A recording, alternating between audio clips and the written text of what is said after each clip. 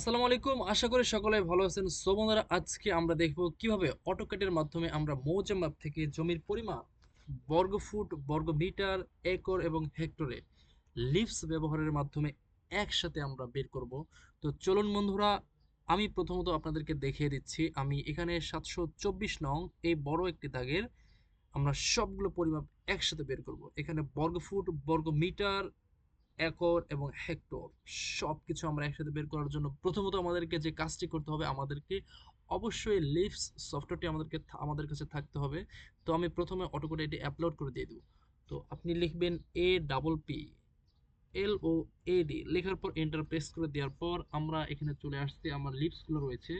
তো আপনাদের যাদের লিভসগুলো প্রয়োজন অটোক্যাডে কাজ করার জন্য, আপনারা অবশ্যই আমাদের সাথে যোগাযোগ করবেন। ইনশাল্লাহ আমরা দেওয়ার ব্যবস্থা করব। Payment version. তো আমরা এখন ব্যবহার করতেছি ডিডি এরিয়া এলিপসটি। ডিডি এরিয়া এলিপসটির মাধ্যমে ব্যবহার করার মাধ্যমে আমরা বর্গফুট, বর্গমিটার, একর, হেক্টর সবগুলো পরিমাপ একসাথে বের করতে পারবো। এটি সিলেক্ট করার পর আমরা এখানে লোড অপশনে প্রেস করে দিয়ে দেব। তারপর আমরা নিচে চলে আসবো ক্লোজ। এখানে অবশ্যই নিচে আপনি ফোকাস করবেন DD area leaves successfully loaded. Loaded আসার পর আপনি ক্লোজ করে দিয়ে দিবেন।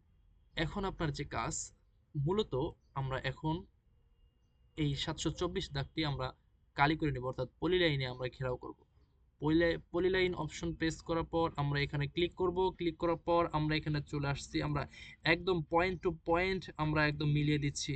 তো মূলত আমাদের কাজ করার জন্য আমাদেরকে অবশ্যই পলিলাইনটি একদম সূক্ষ্মভাবে কাজ করে নিতে হবে, যাতে আমাদের পরিমাপ একদম অ্যাকুরেট আসে। কেননা আমরা শতভাগ আত্মবিশ্বাস নিয়ে আমরা ইনশাল্লাহ মাঠে কাজ করব। সেই সূত্র ধরে আমাদের প্রত্যেকটি কাজ আমাদের অত্যন্ত যত্ন সহকারে করতে হবে।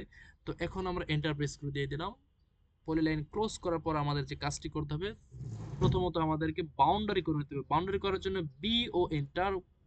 এখানে বাউন্ডারি ক্রিয়েশন অপশনটি পপ আপ চলে আসছে। এখানে পিক পয়েন্টস, এখানে পিক পয়েন্টসে ক্লিক করার পর আপনারা এই পলিলাইনকৃত ঘেরাও দাগটির মাঝখানে আপনারা প্রেস করবেন। দেখতেই পাচ্ছেন এখানে লাইনগুলোর কালার একটু ডিফারেন্স হয়ে গিয়েছে। ক্লোজ, আমাদের কাজ শেষ।